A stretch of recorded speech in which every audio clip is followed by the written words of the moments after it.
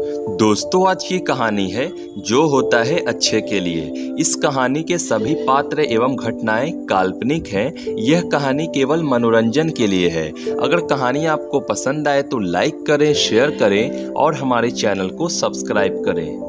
जो होता है अच्छे के लिए। संजय अपने खेत में काम करता था और सूरज ढलने के पहले अपने घर आ जाता था और अपने पत्नी बच्चों के साथ समय बिताता था। एक दिन की बात है कि संजय अपने खेत में घास काट रहा था। तभी गलती से धारदार चाकू उसके उंगली पर चल गई और उसकी उंगली कट गई, जिससे काफी सारा खून निकलने लगा। संजय भागा भागा घर आया। उसकी पत्नी ने संजय को देखा तो वो दर्द से करा रहा था।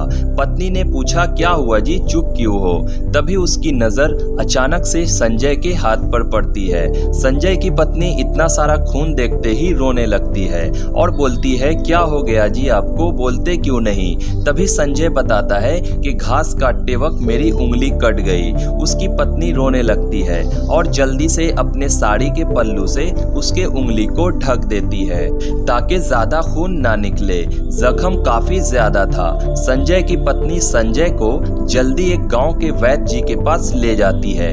वैद्य जी देखते ही अंदाजा लगा लेते हैं कि घाव बहुत ज्यादा ही है। तभी तो संजय बेचारा दर्द से कराह रहा है। वैद्य जी उसे तसल्ली देते हैं, बेटा घबराओ नहीं, ठीक हो जाएगा, और कुछ दवाइयाँ देते हैं। कुछ दिनों बाद संजय के घाव पर भर जाते हैं, लेकिन वह उंगली कमजोर हो जाती है। एक दिन की बात है, गांव के बरगद का एक पेड़ था जिसके छाए में सब लोग आनंद लेते थे। संजय भी आज बरगद के उसी पेड़ के नीचे आकर बैठा। तभी कुछ लोग आपस में बातें कर रहे थे। उनमें से एक राम नामक व्यक्ति ने किसी बात पर बहुत बार यह कहा कि भगवान जो भी करता है हमारे भले के लिए करता है। संजय उसकी सारी बातें काफी देर से सुन रहा था। उससे रहा नहीं गया। उसने बोला, तुम गलत कहते हो। अगर ऐसा होता तो मेरे साथ ये घटना घटी नहीं होती। क्या तुमको पता है मैंने कितना दर्द सहा है? राम ने पूछा, अरे भाई क्या हुआ, इतना गुस्साते क्यों हो, क्या बात है? संजय ने तुरंत अपना हाथ आगे बढ़ा दिया और कहा, यह देखो, अगर भगवान अच्छा ही करता है तो फिर मेरे साथ ऐसा क्यों किया? क्या ये अच्छा किया? मेरे उंगली को इतनी पीड़ा दी कि मेरे इतने सारे खून भी बर्बाद हो गए और मेरी उंगली भी कोई काम की नहीं रही। राम अभी भी ये कहता है जो होता है अच्छे के लिए होता है। भाई शायद इसमें तुम्हारी कोई भलाई लिखी होगी। इतना सुनते ही संजय को और भी गुस्सा आता है और संजय राम को एक तमाचा खींच के लगा देता है। राम अपने हाथ को अपने गाल पर रखे सिर्फ संजय को देखता है। उसे भी बहुत गुस्सा आता है, लेकिन राम अपने गुस्से पर काबू कर लेता है और कहता है, तुम्हें तो वक्त ही जवाब देगा। इतना कह के वह चुपचाप चला जाता है। काफी महीने बीत गए थे। संजय अपने खेत में सिंचाई का काम कर रहा था और अपनी बकरियां भी चरा रहा था।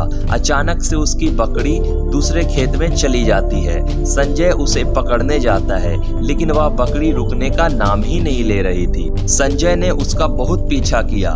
बकरी काफी दूर चली गई थी। गांव के कुछ ही दूर पर जंगल था जिसमें जंगली जानवर रहते थे। बकरी का पीछा करते करते संजय गहरे जंगल में जा पहुंचा।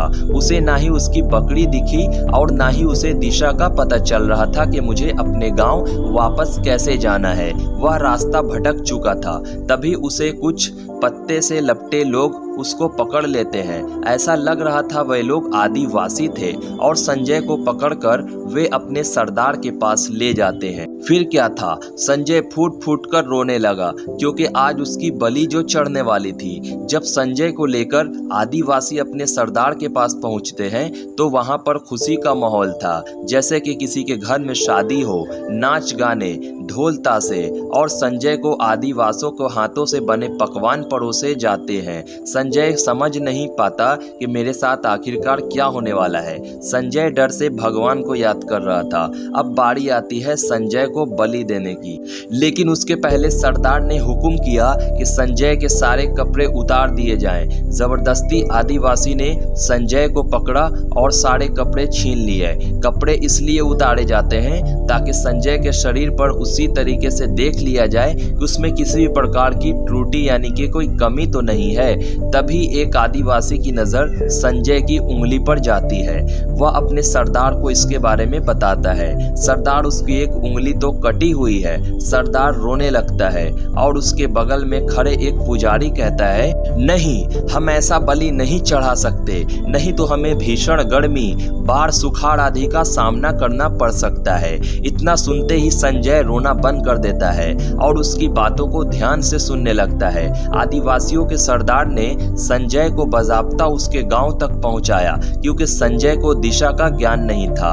आज संजय को दूसरी जिंदगी मिली थी। यह उसके लिए एक वरदान से कम नहीं था, क्योंकि वह मरते मरते बचा था। वह सिर्फ अपनी उंगली कटने की वजह से आज उसे एहसास हो चुका था कि वो आज अपनी उंगली कटने की वजह से बख्शा जा रहा है। संजय को एहसास हो चुका था कि राम सही है और मैं गलत। संजय उसी बरगद के पेड़ के पास जाता है। उस दिन की तरह आज भी राम बरगद की छाया में आनंद ले रहा था। संजय राम के पास जाता है और सारे लोगों के सामने उससे माफ़ी मांगता है और कहता है, तुम सही कहते थे राम, भगवान जो करते हैं हमारी भलाई के लिए ही करते हैं। मुझे माफ़ कर देना राम, मुझसे अनजाने में बहुत बड़ी गलती हुई। इतना कहकर संजय खूब रोने लगता है।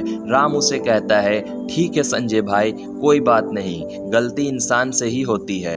इसीलिए दोस्तों, हमें भी चाहिए कि हम इस बात पर यकीन रखें कि भगवान हमारे साथ जो भी करता है अच्छा ही करता है। भगवान हमें छोटी सी पीड़ा इसलिए देता है क्योंकि वह हमें बड़े पीड़ा से बचाना चाहता है। इसीलिए हम लोगों को चाहिए कि हम राम की तरह भगवान पर 100% भरोसा रखें कि भगवान जो भी करता है हमारे भलाई के लिए ही करता है, भले ही हमें उसकी भलाई दिखती ना हो। अगर आपको ये कहानी पसंद आई तो दोस्तों अपने दोस्तों को ज़रूर से शेयर करना और दोस्तों कमेंट भी ज़रूर से करना।